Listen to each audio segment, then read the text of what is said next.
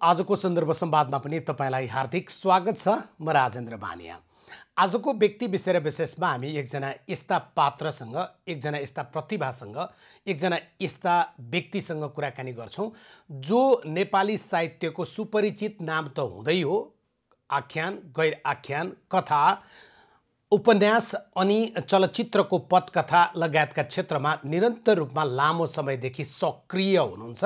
उहाँको पछिल्लो यारको कुरा गरौँ या सल्लिपिरको, उहाँका उलारको कुरा गरौँ या लुको, हरेक जति उहाँका कृतिहरू बजारमा या पाठकका माझमा आएका छन् ती कृतिले साँच्चै उहाँको नाम सम्झन लायक बनाएको छ। आज हामी नयनराज पाण्डेसँग कुराकानी गर्छौं व्यक्ति विषय र विशेषमा। नयनजी, स्वागत छ कार्यक्रममा। धन्यवाद रयनजी। सबभन्दा पहिले त तपाईसँग असाध्यै लामो समयदेखि सँगै बसेर यो कार्यक्रममा कम्तीमा पनि कफी खाँदै कुराकानी गर्ने रुचि थियो। कोरोनाले त्योभन्दा अगाडि समय मिलेन, कोरोनाले फेरि सँगै बसेर कफी खाने र कुराकानी गर्ने वातावरण जुटाइदिएन। तथापि प्रविधिले गफ गर्ने माहौल चाहिँ सृजना गरिदियो। प्रविधिलाई धन्यवाद दिउँ। अहिले निषेधाज्ञा त छँदैछ, लकडाउन त छँदैछ, तर पनि लेखक, साहित्यकार, सर्जक आफैमा खाली हुँदैन। के गरिरहनु भएको छ? पक्कै पनि अब यो दुईटा कुरा हुन्छ यसमा। लेखकहरू खाली हुँदैनन् भन्ने पनि छ। अब लेखकहरू लेखिरहनु भएको छ, धेरै साथीभाइहरू। तर फेरि कस्तो पनि हुन्छ भने म एउटा आम नागरिक पनि हुँ, आम मान्छे पनि हुँ। त्यसकारण आम मान्छेले भोगिरहेका सबै समस्या चाहिँ मैले भोगिरहेको छु। कोरोनाले जे समस्याहरू ल्याएको छ त्यो मेरो घरको कोठा, भान्सा, बेडरुम सबैतिर पसेको छ, परेको छ त्यो समस्या। त्यसकारण त्यो समस्यालाई निरन्तर भोगिरहेको छु। त्यसको केही तनावहरू पनि छन्। त्यो तनाव मेट्नका लागि अब किताबहरू पढ्ने, सिनेमाहरू हेर्ने कामहरू गरिरहेको छु। तर अब के भने सृजनात्मक फाटोफुटो एक दुईवटा लामा कथाहरू त लेखेँ मैले यो दौरानमा। तर पनि यो के हुँदो रहेछ भने धेरै तनावमा जब त्यो तनाव निजी जीवनमा प्रवेश गर्छ, त्यसपछि लेखनलाई या पठनलाई पनि अलिकति अप्ठ्यारो पार्छ कि जस्तो मलाई लाग्छ। हामी अरू पात्रका तनावहरू, अरू समाजका तनावहरूलाई चाहिँ लेख्न हामीलाई सजिलो लाग्छ। त्यो समाजको पीडालाई समानुभूति गरेर त्यो समाजभित्र पसेर लेख्न सजिलो लाग्छ। तर तनावै जब आफ्नो जीवनमै आउँछ त्यसले केही न केही डिस्टर्बहरू चाहिँ गर्दो रहेछ। त्यो डिस्टर्बलाई चाहिँ भोगिरहेको छु। तर पनि अब लेखपढ गर्ने, सिनेमाहरू हेर्ने, अलिकति गम्भीर खालका विषयका सिनेमाहरू हेर्ने, त्यो सब गरिरहेकै छु। दिनचर्या बिताइरहेको छु त्यसरी। कतिपय मानिसहरूले एउटा भन्छन् नि, जति सजिलो सल्लाह दिन हुन्छ त्यो सल्लाह आफैले त्यसलाई व्यवहारमा उतार्न चाहिँ अलिक गाह्रो हुन्छ, अप्ठ्यारो हुन्छ भन्छन्। हो, त्यस्तै चैत्र 11 गते पछाडि जति मानिसहरूसँग कोरोनासँग जोडिएर या मनोचिकित्सासँग जोडिएर या योगासँग जोडिएर कुराकानी गर्दा यति बेलै हो तपाईँले आफ्ना कुराकानी गर्न नपाएका आफन्तसँग कुरा गर्ने, पढ्न नपाएका पुस्तक पढ्ने, लेख्न नपाएको कुरा लेख्ने, आफूलाई योगामा, अभ्यासमा अभ्यस्त राख्ने जो भन्नुहुन्छ। त्यसो भए यो भनाइ चाहिँ भन्न जति सजिलो छ, एउटा लेखकीय मनबाट हेर्दाखेरिमा चाहिँ त्यो मन त्यति धेरै एकत्रित हुन्छ भनेर तपाईँलाई विश्वास छैन? विश्वास छैन, हुँदैन। तपाईँको धेरै केही समयसम्म, 10 दिन 15 दिनसम्म साथीभाइसित गफ गर्न यताउता त्यो सबै त्यो रमाइलो लाग्ला एउटा चाहिँ, होइन। तर त्यो बिस्तारै के हुन्छ भने तपाईँको टेलिभिजन हेर्नुहुन्छ त कोरोनाकै कुरा, त्यो तनावकै कुरा, अब अरू पत्र जतिका हेऱ्यो तनावकै कुरा, अनि कुरा साथीभाइसितै कुरा गर्न थाल्यो, त्यही प्रसङ्गहरू आउँछन्। त्यसकारण दिमागलाई डल हुन्छ र पछि त त्यो कुरालाई अभोइडै गर्नुपर्ने स्थिति आउँछ। त्यो अभोइड गर्ने कुरा गर्दाखेरि साथीभाइसितका कुराहरू पनि छोड्दा रहेछन्, होइन। अनि यो समस्या चाहिँ छ, फेरि हामी सबैले भोगिरहेका छौँ। तर पनि यो अभ्यस्त हुन, सहज हुने विभिन्न के उपाय हुनसक्छ भनेर चाहिँ गरिरहेछ। मैले बिचमा फेरि एउटा के पनि गरेँ भने लामो चाहिँ साथीभाइसित कुराकानी त भइरहन्थ्यो अलिअलि फाटाफुट। तर पछि मैले त्यो आफूलाई अलिकति हल्का फुल्का राख्नको लागि चाहिँ एकदम कमेडी लाइट खालका सिनेमाहरू हेरेँ, एकदम गम्भीर नहेरेर लाइट खालका सिनेमाहरू हेरेँ। त्यसकारण मानसिक स्वास्थ्य, लेखक त झन् मानसिक स्वास्थ्य चाहिँ दुरुस्त राख्नुपर्छ भन्ने मलाई मान्यता लाग्छ। यात्रामा पनि हुन्छ। म कहिलेकाहीँ भन्छु, कहिलेकाहीँ साथीभाइ ग्रुपमा यात्रा गर्दाखेरि तपाईँले 10 दिन 15 दिनसम्म चाहिँ ठिक हुन्छ। तर जब लामो समयसम्म त मित्रहरूसित यात्रारत गर्नुहुन्छ, त्यसपछि मित्रहरूकै कुराकानी पनि इरिटेसन हुन थाल्छ। त्यसकारण धेरै लामो समयसम्म पनि मित्रसित पनि यात्रारत गर्नु हुँदैन भन्ने मेरो चाहिँ मान्यता छ। त्यसरी उसले खाएको पनि मन पर्दैन, उसले बोलेको पनि मर्दैन, म एकातिर जाउँ भन्छु, ऊ अर्कोतिर जाउँ भन्छ। यो कुराहरू डिस्टर्ब गर्न थाल्न रहेछन्। त्यसकारण एउटा समयसम्मलाई त ठिक छ, त्यो ठिकै पनि भयो। तर अब यत्रो लामो समय हुँदाखेरि चाहिँ अब त्यो कुराकानी पनि छुट्दै गइरहेका छन्। अब टेलिभिजनको समाचार हेर्न पनि हामी चाहिँ अभोइड गर्नुपर्ने स्थिति आइरहेको छ। त्यसकारण यो तनावलाई व्यवस्थापन गर्ने नै अहिलेको चुनौती हो र त्यो चुनौतीको सामना कसरी गर्ने भनेर त्यही सोच सिन्जनमै दिन बितिरहेको छ। त्यसो भए मैले जे सोचिरहेको थिएँ म पनि त्यति सही सोचिरहेको रहेनछु। कम्तीमा पनि म लेख्ने मान्छे भएको भए कति धेरै लेख्थेँ होला। मेरो त काम बोल्ने चाहिँ पर्यो। घरमा गएर त एक्लै बोलिरहेर पनि भएन, साथीभाइ त कोही हुँदैनन् होइन। तपाईँले भने जस्तै टेलिफोनमा कति बोल्ने हो र सामाजिक सञ्जाल कति चलाउने हो र मैले सोचेको कुरा पनि त्यति सही रहेनछ। होइन, यस कुरा एकदम तपाईँले त्यो पक्कै पनि निराशा नै हो। तर कुरो के हुन्छ भने तपाईँको अब जस्तै लेख्ने के भन्ने पनि आउँछ। हेर्नुहोस्, यत्रो ठुलो विश्वव्यापी हाम्रो सामु उपस्थित छ। अब मैले लेख्ने के भन्ने, मलाई आफ्नो लेखनको प्रासङ्गिकता, मैले यो बेलामा के लेख्नुपर्छ भन्ने कुरा पनि मेरो दिमागमा आइरहन्छ। अब मैले सामान्य माया प्रीतिका कुराहरू त म यसै पनि लेखिँदैन, त्यो मेरो विषय क्षेत्र पनि परेन। अनि म यत्रो विश्वको यत्रो ठुलो समस्या छ, मलाई त अरू कुरा समस्या मैले उठाइरहेका समस्या त होइन, यो त अति सामान्य समस्या हो। विश्व मानवले यति जटिल समस्या भोगिरहेको छ। म कुन सानो समस्यामा कथा लेखिरहेको छु या उपन्यास लेखिरहेको छु भन्ने एउटा त्यो अलमल हुँदो रहेछ कि यो स्रष्टालाई मलाई हुन्छ जस्तो लाग्छ, मलाई धेरैलाई त्यो हुन्छ जस्तो लाग्छ। तर एउटा कुरो के हुन्छ भने जहिले पनि यो विश्वव्याधीहरू विश्वमा के अरे भएका छन्, त्यति बेलाको साहित्यमा एक खालको प्रभाव चाहिँ नदेखिएको किसिमको पर्दो रहेछ। कुनै बेला प्लेगहरू आएको बेलामा साहित्यमा फ्रस्ट्रेसनहरू, युद्ध भइरहेको बेलामा चाहिँ फ्रस्ट्रेसनका कुराहरू, कथाहरू धेरै आए। त्यतिखेर मान्छे तनावका होइन त्यो मानसिक अन्तर्द्वन्द्वका कुराहरू चाहिँ मनोविज्ञानका कुराहरू बढी आए। अनि यो स्थिति पनि कहिलेकाहीँ हामीलाई सबैलाई त्यतैतिर डोर्याउँछ कि भन्ने लाग्छ। मेरो समस्या नै अहिले मलाई के भइरहेछ भने मैले विषय त लेख्छु, मसित छन्, तर विश्वको यत्रो ठुलो विश्वव्याधीको अगाडि मैले छानेको विषय चाहिँ सानो भएर आउँछ। त्यसमा म भोत्लिन मलाई समस्या भइरहेको छ। म यो विषयमा सोचौँ कि त्यो विषयमा सोचौँ भनेर यो अन्तर्द्वन्द्वमा हामी चाहिँ म अल्मलिरहेको छु। मलाई लाग्छ धेरै स्रष्टाहरू चाहिँ अहिले अल्मलिरहनु भएको छ। जस्तै तपाईँले भने जस्तै लेख्ने कुरामा यति बेला रमाइलो कुरा लेखौँ, समय रमाइलो छैन, नरमाइलो कुरा लेखौँ, त्यो कति धेरै निराशा सृजना गर्नु, मान्छेलाई उत्साह भर्नु छ जस्तो। तर तपाईँले भने जस्तै रमाइला चलचित्र हेरेर कम्तीमा पनि समय भुल्ने कुरा, यी पुस्तकहरू मैले पढ्न पाएको थिइनँ। त्यस कारणले यो चाहिँ म मन केन्द्रित गर्नका लागि, एकत्रित हुन पनि, निन्द्रा लगाउनका लागि पनि यो चाहिँ पढ्छु। यस्ता कामहरू चाहिँ गरियो यो बिचमा?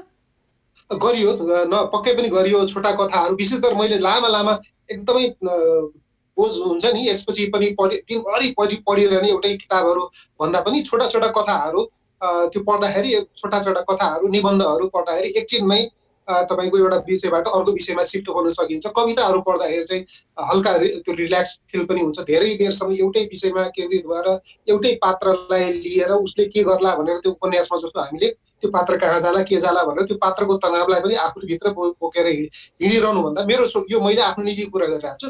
मैले के छाने भनेपछि म कथाहरू पढ्छु, कविताहरू पढ्छु, एक सिटिङमा सकिने चिजहरू पढ्छु। त्यसले अलिकति रिलिफ पनि हुन्छ र विविध कालका स्वादहरू मैले पाउँछु र अलिकति आफूलाई अल्मल्याउन या आफ्नो मनलाई चाहिँ हल्का गर्न सक्छु भनेर आएर मैले त्यस्ता छोटा रचनाहरू या छोटा उपन्यासहरू, कविताहरू, निबन्धतिर बढी केन्द्रित भए।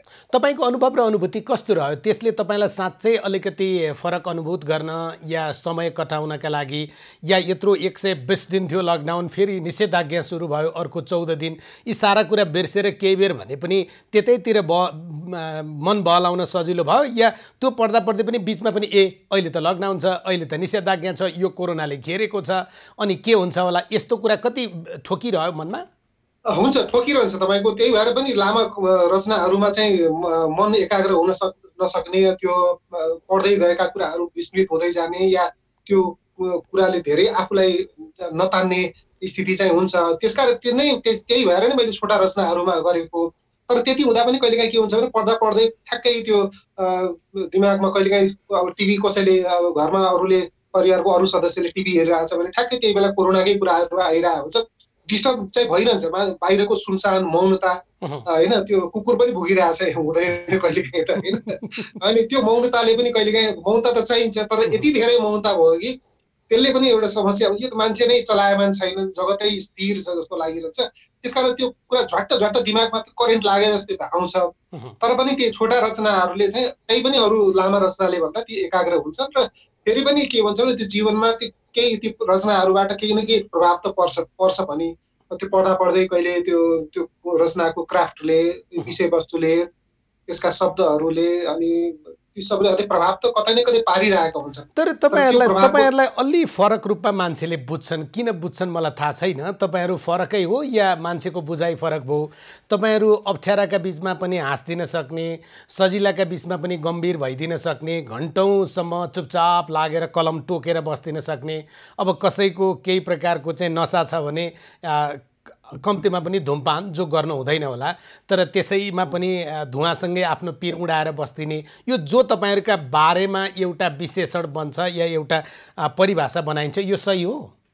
अनि यो त लेखकको बारेमा धेरै मिथहरू तयार भएका छन् हैन। त्यो एकदम दारी पाल्ने एक ताका त लेखकहरू आफैले पनि त्यही गरे, जिङ्रिङ दाली पार्यो, झोला बोके हिँड्यो, एकदम फ्रस्ट्रेसन पीडा देखाउने भन्ने त्यो। अनि कहिलेकाहीँ त्यो कुनै कार्टुनहरुमा लेखक बनाइयो भने देखलाई बडा बिजोग तालले दारी पारेको, कपाल चाहिँ जिङ्रिङ पारेको, अनि टेलिभिजन सिनेमामाहरु पनि लेखक कविको क्यारेक्टर आउँदाखेरि चाहिँ त्यस्तै खालका क्यारेक्टर चाहिँ त्यो हेर्दै फ्रस्ट्रेट हुने आउँथ्यो। तर त्यस्तो आम जीवनमा त्यस्तो नयनजीसँग हामी कुराकानी गरिरहेछौँ। नयनराज पाण्डे भन्नासाथ तपाईँले नेपाली कथाकारका रूपमा, चलचित्रको पटकथा लेखकका रूपमा, समकालीन परिस्थितिलाई चित्रात्मक रूपमा प्रस्तुत गर्ने प्रसिद्ध साहित्यकारका रूपमा हामी लिन्छौँ। उहाँले लेखेको उलार होस् या लु, घामकिरी होस् या सल्लिपिर, यी असाध्यै चर्चित निबन्ध उहाँका उपन्यासहरू रहेका छन्। त्यस्तै निदाय जगदम्बा, खोरभित्रको जोकर, चकलेट यो उहाँका चर्चित कथा सङ्ग्रह हुन् भने पछिल्लो पटक आख्यानकार पाण्डेको संस्मरणात्मक कृति यार जसरी पछिल्लो पटक सार्वजनिक भयो, यसले पनि उहाँको पुरानै छविलाई या उहाँको जो प्रकारको एउटा आकर्षण, उहाँको लेखाइप्रति मानिसहरूको एउटा आकर्षण थियो, त्यो आकर्षणलाई त्यसरी नै जारी राख्यो।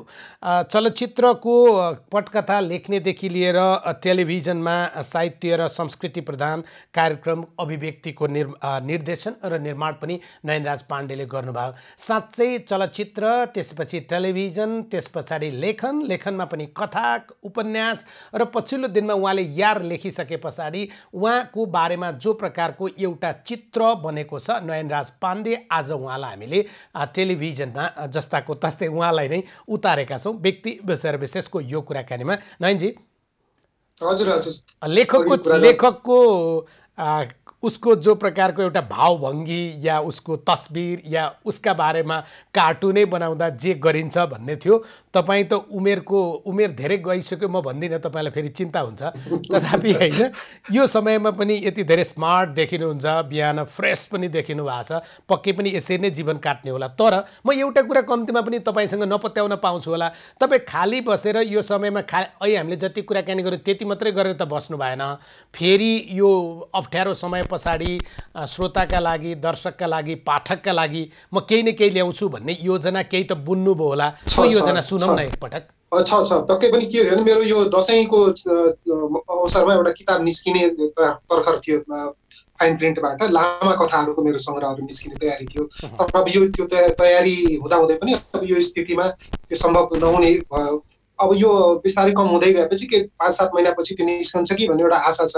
त्यसकारण अहिले मसित त्यसको पाण्डुलिपि छ, त्यो बेला बेला म चाहिँ त्यसको सम्पादन चाहिँ गरिरहेको छु। त्यो लामा कथाहरू मेरा जनरली धेरै जसो कथाहरू छोटा कथाहरू हुन्थे, उपन्यासमा बढी समय मैले लगाएँ, अलिक यार संस्मरणको रूपमा आयो। तर अब मैले चाहिँ अलिकति लेखनलाई अलिकति चेन्ज गरेर अब लामा कथाहरूमा लाग्नु पर्यो। नेपालमा अलिकति लामा कथाहरू लेख्ने चलन त्यति छैन, त्यसकारण त्यसमा केन्द्रित हुनु पर्यो भनेर मैले त्यो लामा कथाहरू चाहिँ लेखिरहेको छु र त्यसको सम्पादन लेख्न सिकिसकेर त्यसको सम्पादन चाहिँ बेला बेलामा चाहिँ मैले त्यो गरिरहेको, मेरो अगाडि पाण्डुलिपि भइरहन्छ अनि त्यसमा मैले सम्पादन गरेर अलिअलि चलखेलहरू त्यसमा चाहिँ गरिरहन्छु। त्यो एउटा काम छ र मलाई लाग्छ यो अब अलिकति स्थिति सहज भयो भने यो वर्षको अन्त्यतिर ल्याउने भन्ने कुरा छ। त्यसकारण एउटा कृति तयारी हालतमै भएको हुनाले मलाई धेरै फटाफट अरू किताब लेखिहालौँ भन्ने त्यो तनाव पनि छैन।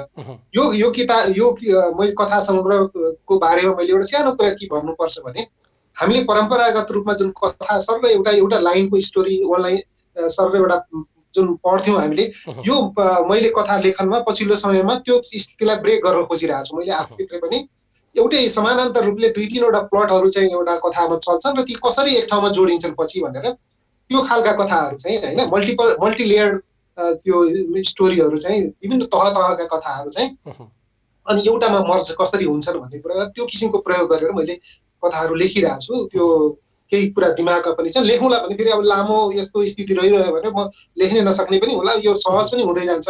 सुरुमा जसरी त्यो कोरोनाको सुरुमा 1-2 जनालाई मात्रै देखिराखेर जुन आतंक थियो, अब चाहिँ अलिकति होइन यस्तै हो, अब जोगिन सकियो भने चाहिँ हुन्छ। हामीले अलिकति सरसफाइमा ध्यान दिने, अलिकति भिडभाडमा नजाने, घरमै बढी बसिरहने भन्ने गऱ्यौँ भने चाहिँ जोगिन सक्छु भनेर एक किसिमको आफूलाई नर्मल गर्ने एउटा मानसिकतालाई चाहिँ सहज बनाउने एउटा स्थिति पनि सृजना भएको हुनाले पछि लेख्छु होला जस्तो पनि लाग्छ। विषयहरूसँग मसित लेख्नुपर्ने विषयहरू छन्। अब त्यसमा अब बिस्तारै यो सधैँ तनावको स्थितिमा बसिरहेर भएन, तपाईँले भने जस्तै म लेख्छु, अब लेखनमा केन्द्रित हुन्छु र अहिलेलाई मैले चाहिँ सम्पादन चाहिँ गरिरहेको छु, किनभने सम्पादन पनि एउटा व्यक्तिको महत्त्वपूर्ण पक्ष भएको हुनाले म लागिरहेको छु। तपाईँले विषय मसँग छन् भन्दै गर्दा चाहिँ तपाईँका विषय कस्ता हुन् भनेर चाहिँ मान्छेले कल्पना गर्नै नसक्ने, तपाईँले यार लेख्दा धेरै मान्छेले सम्भवतः त्यसलाई अपेक्षा नै गरेका थिएनन्। त्यो हिसाबबाट नयनराजको एउटा कृति आउँछ भनेर सल्लीपीरको कुरा त्यस्तै थियो होइन। लु फेरि फरक परिदृश्यबाट लेखिया थियो। अब उलारको कुरा गरौँ, त्योभन्दा पनि बढी तपाईँलाई एउटा आरोप मलाई लगाउन मन लागेको, यो बिहान बिहान अतिथि बोलाउने अनि आरोप लगाउने। तपाईँले धेरै मान्छेको चाहिँ जागिर खाइदिनु भएको छ क्या। तपाईँ उपन्यास पनि तपाईँ नै लेख्ने, कथा पनि तपाईँ नै लेख्ने, संस्मरण पनि तपाईँ नै लेख्ने, अनि पटकथा लेखन पनि तपाईँ नै गर्ने, निर्देशन पनि कतिपय बेलामा तपाईँ गर्ने, निर्माण पनि तपाईँ गर्ने। अरूले चाहिँ के गर्ने भने होइन, त्यस्तो होइन। कुनै एउटा समय हुन्छ, यो सबै फेरि सृजनासित जोडिएका क्षेत्रमा मैले लागेको हो फेरि होइन। कुनै अरू फरक ठाउँमा गएको पनि होइन। अब लेख्छन् विश्वमा त अझ तपाईँले मलाई कवि भन्नु भएन। कविता अब मेरो खासै दाबी छैन, लेख्न चाहिँ तथापि लेख्नु भएको छ, तथापि लेखेको छु, तर कवि भनेर म आफूलाई दाबी गर्दिनँ, कसैले भन्दा पनि मलाई लाज लाग्छ त्यो चाहिँ। अनि संस्मरण चाहिँ मैले चाहिँ अब यो के हो भने तपाईँलाई एउटा रोचक कुरा के छ भने सधैँ उपन्यास या कथा लेख्दाखेरि तपाईँले के हुन्छ भने तपाईँलाई कतिपय पात्रहरूलाई तपाईँले दिमागमा बोकेर हिँडिरहनुहुन्छ, महिनौसम्म हिँडिरहनु पर्ने हुन्छ, एउटा तनाव हुन्छ सधैँ। अनि लगातार उपन्यास उपन्यास उपन्यास लेखिरहेँ मैले। अनि मलाई पनि एउटा भित्र चाहिँ के भने म एकदम ह्याङ हुन थाल्यो यो चाहिँ भनेपछि। अनि विधान्तर गर्ने भन्छन् कि एउटा लेखकहरूले चाहिँ कहिलेकाहीँ लेखिरहेको विधालाई छोडेर अर्को विधामा गयो भने अलिकति फ्रेस पनि हुन्छ आफ्नो लेखन भन्ने लागेर मैले एउटा अलिक सजिलो संस्मरण भनेको अलिक सजिलो, किनभने मेरो सबै कुरा आफ्नो स्मृतिमा छ, धेरै त्यसमा केही नयाँ कल्पनाशीलता केही गरेर थप्नु पनि परेन, त्यो चलाखी गरेको मैले आफूलाई सहज पनि बनाउनलाई। अनि त्यसपछि तर मैले के गरेँ भने म अरू धेरै खालका संस्मरण लेख्दिनँ। म साथीहरूसित, मेरा मित्रहरूसित जोडिएका मेरा तिथा मिठा कुराहरू, मित्रले मलाई गरेका घातहरू, मैले मित्रलाई गरेका घातहरू पनि पनि खुला रूपमा लेख्छु भनेर मैले यादमा लागेको। त्यो एउटा विधान्तर गर्नको लागि हो। तर अब टेलिभिजनमा पनि एक समय काम गरेँ। अब त्यो क्षेत्रलाई, सिनेमाको क्षेत्रलाई मैले अलिअलि धेरै पछाडि राखिसकेको छु। अब मैले लेखनमा मात्रै केन्द्रित हुन्छु भनिरहेको छु। तथापि एक समय चाहिँ धेरै कामहरू तपाईँले भने जस्तै गरिएको, तर ती सबै सृजनासित, मेरो कल्पनाशीलतासित जोडिएका काम भएको हुनाले मैले कुनै फरक काम गरेँ, सिनेमाको पटकथा लेखेर उपन्यास लेखनभन्दा फरक काम गरेँ भन्ने चाहिँ मलाई त्यो कहिले पनि फिल भएन। सहज लाग्यो, मैले केही काम गर्न सक्छु, मैले जानेको हिसाबले म गर्न सक्छु भन्ने जुन कुरा मलाई सहज लागेको, जुन कम्फर्ट जोनमा बसेर जुन काम गर्न सक्छु जस्तो लाग्यो, ती मैले गरेका हुन्। तर तथापि अहिले चाहिँ आफूलाई पूर्णकालिक एउटा लेखनको रूपमा चाहिँ ढाल्ने प्रयास गरिरहेको छु। तपाईँको आफ्नो मानस निर्णयमा या स्वयं निर्णयमा चाहिँ जीवनको एउटा अलि युवाकालीन कालखण्डमा या सङ्घर्षको कालखण्डमा टेलिभिजनमा या त्यस पछाडि चलचित्रको पटकथा हुँदै अब त म यस्तो स्थापित नयनराज पाण्डे हो जो हल्का हुनु हुँदैन, त्यस कारणले मैले छिटो मेरा कृति ल्याउनु पनि हुँदैन, ल्याउँदा पनि असाध्य। सम्पादनको हामी कुरा गर्दै थियौँ नि, यति धेरै सम्पादन होइन, कहिलेकाहीँ त बिग्रिन्छ पनि, यो जम्मै गर्नुपर्छ होइन, यो जम्मै गर्नुपर्छ। र अब म टेलिभिजनतिर लागेँ भने, त्यहाँको पटकथातिर लागेँ भने, चलचित्रको पटकथातिर लागेँ भने, यो मेरो जुन ठुलो विशाल भीमकाय आकार, अहिले हामीले भनेको थियौँ नि, लेखक भनेको लामो दारी पालेको होइन, कपाल पनि जिङ्रिङ्ग पारेको, यो मेरो जो मानिसहरूमा चित्र बनिसकेको छ त्यो बिग्रेला भनेर लाग्यो हो? होइन, त्यो पनि त्यस्तो पनि होइन। अब के भन्नु लाग्यो भने तपाईँको सिनेमा क्षेत्रसित मैले इमान्दारीपूर्वक भन्ने हो भने सिनेमा क्षेत्रमा लाग्नुको अर्थ चाहिँ अलिकति आर्थिक रूपले सहज हुनलाई पनि हो। म नेपालगञ्जबाट काठमाडौँ आएँ, काठमाडौँ आएपछि मैले अब अरू जागिर खानेतिर त्यति खासै रुचि भएन। अनि मैले जानेको काम चाहिँ अलिकति पटकथा लेखनमा, सिनेमा क्षेत्रमा रुचि पनि थियो।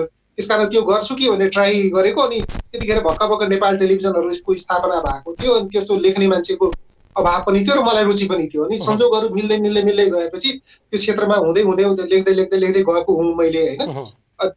ठुलो योजना बनाएर पनि होइन। अनि पछि मलाई के लाग्न थाल्यो भने अब मेरो यो चाहिँ टेलिभिजन भनेको या सिनेमा भनेको चाहिँ मेरो आफ्नो विधाभन्दा पनि निर्देशकको विधा भएको हुनाले मैले राम्रो गरेको कुरामा मैले धेरै जस पाउँदिनँ। त्यसकारण अब मैले चाहिँ अब एउटा लामो कालखण्ड मैले त्यता बिताइसकेँ। अलिकति अब सहज स्थिति अब दुःख सुख गरेर बाँच्ने स्थिति भइसकेपछि मैले अब धेरै समय त्यहाँ अल्झिनु हुँदैन। मैले आफूले रुचिको मनले खाएको काम चाहिँ गर्नुपर्छ भन्ने लागेर अनि मैले बिस्तारै त्यो क्षेत्रलाई छोड्दै चाहिँ अब लेखनमा केन्द्रित भएको हुँ।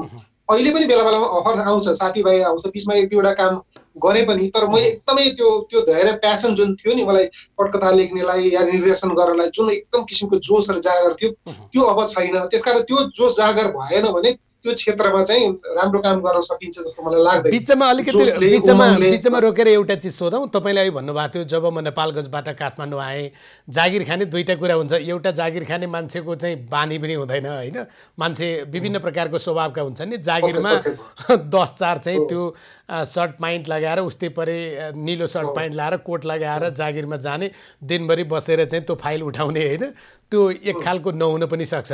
दोस्रो चाहिँ तपाईँले अहिले भन्नुभयो फेरि पैसा पनि जोडिएको छ, जीवन बाँच्ने कुरा पनि जोडिएको छ।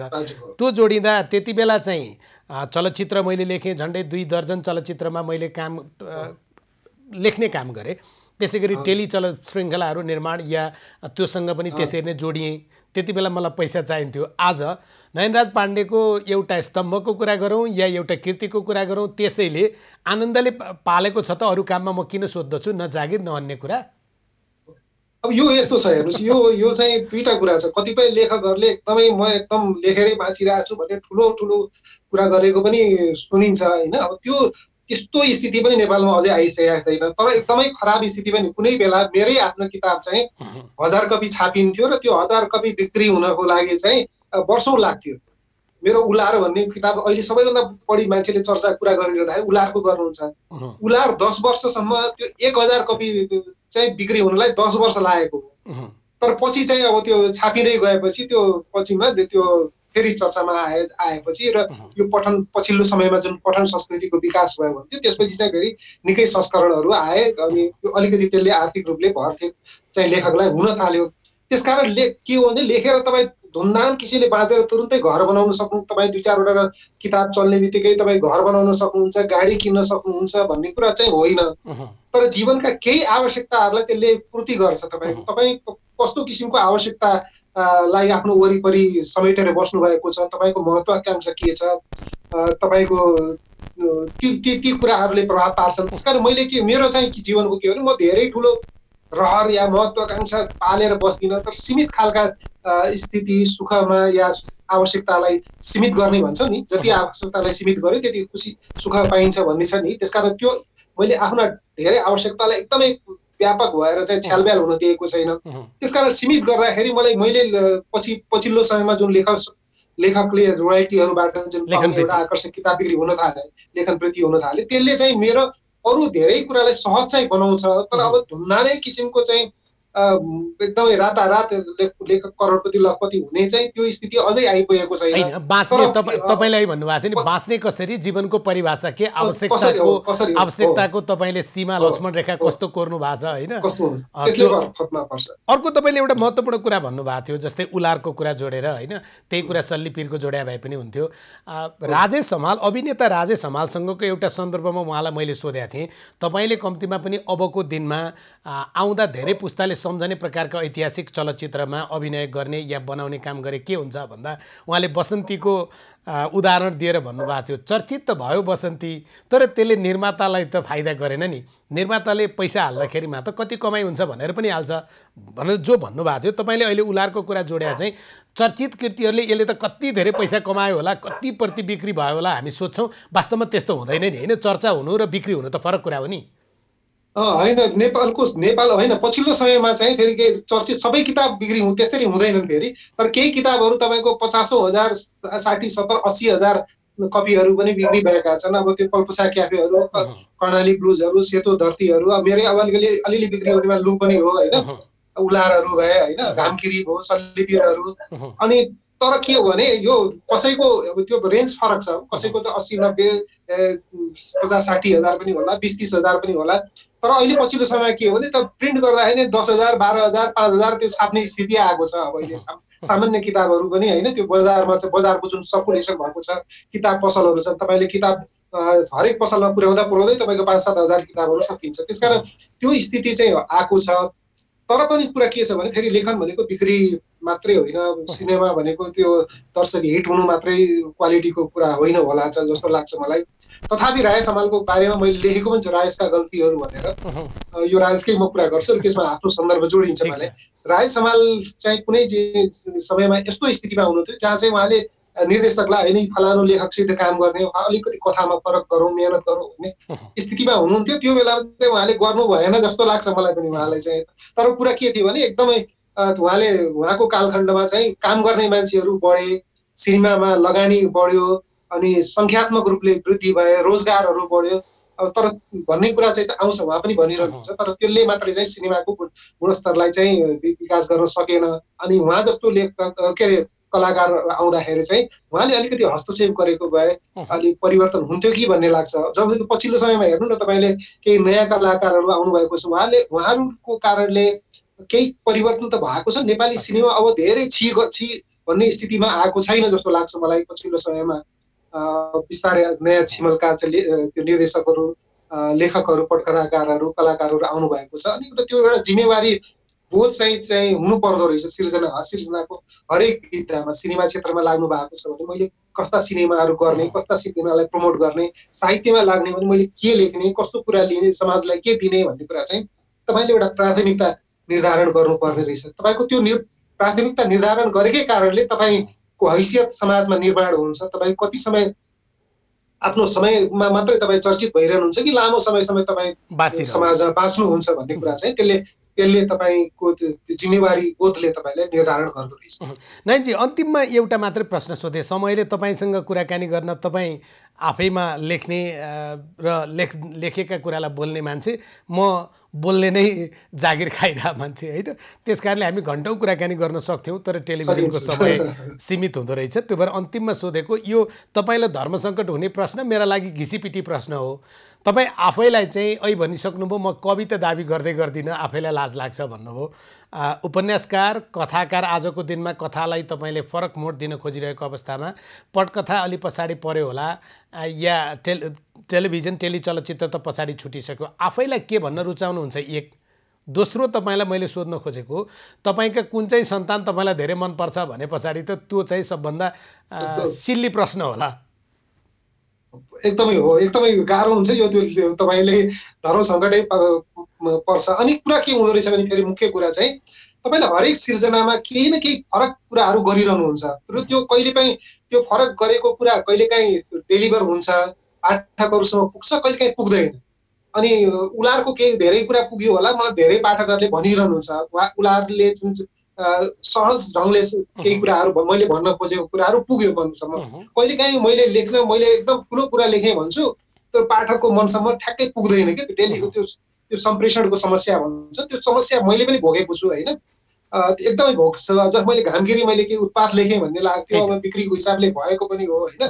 तर कतिपयले मैले धेरै गाली खाएको किताब पनि त्यही हो, फेरि धेरै बिक्री पनि भयो फेरि हिसाबले, अचम्म हिसाबले, तर गाली पनि मैले प्रशस्त खाएको हो। अनि मैले त्यो सोच्छु कि कतिपय कुराहरू मेरो मनभित्र थियो, मैले बुझाउन खोजेको कुरा त्यो चाहिँ बुझाउन सकिनँ भन्ने समस्या हुन्छ। तपाईँले यति धेरै घुमाएको चाहिँ उत्तर नदिनलाई हो। विद्यार्थीलाई शिक्षकले जब प्रश्न सोध्छ, प्रश्नको उत्तर आउँदैन भने उसले यता चाहिँ दिनै सकिँदैन। तपाईँले यति इक्वली लेखनमा यति मेहनत गरिरहनु भएको छ, अनि त्यो हो भने त लेखक सिद्धिन्छ। फेरि म एउटा रचनालाई नै महान भनेर आफ्नो बसिरह्यो भने त मैले के नलेखे भइगयो नि त। ठिक छ, त्यसकारण मैले तपाईँलाई धर्मसङ्कटमा पारेर म किन लखेट्नु? तपाईँसँगको निकटता, तपाईँसँग यति मिठो कुराकानी भोलि पनि गर्नु छ, त्यसकारण म उत्तरका लागि धेरै बल गर्दिनँ। तपाईँलाई धन्यवाद भन्छु। धन्यवाद, एकदम सुन्दर कुराकानीको लागि। तपाईँको फ्यान हुँ र आफ्ना कुराहरू यहाँ भन्ने मौका दिनुभयो त्यसको लागि म पनि तपाईँको लेखनीको फ्यान हुँ। बराबर भयो नि। धन्यवाद। नयनराज पाण्डे आज हामीसँग हुनुहुन्थ्यो। यो कुराकानीमा व्यक्ति विषय र विशेषमा उहाँको सल्लिपिरको कुरा गरौँ, घामकिरीको कुरा गरौँ, लुको कुरा गरौँ, यारको कुरा गरौँ या उहाँले लेखेको उलारको कुरा गरौँ, यी सबैले साँच्चै पाठकीय मनलाई सजिलै तान्छन्। त्यसभित्रको कथा, त्यसभित्रको जुन प्रकारको विस्तृतीकरण हुन्छ त्यसलाई पचाउने नपचाउने आफ्नो कुरा हुन्छ। पाठक सामु पस्कन्छ लेखकले। आज त्यही लेखक नयनराज पाण्डेसँग कुराकानी गऱ्यौँ। कार्यक्रम सकिन्छ। खबरभित्रको खबरका लागि हेर्दै रहनुहोला एबी न्युज खबर। नमस्कार।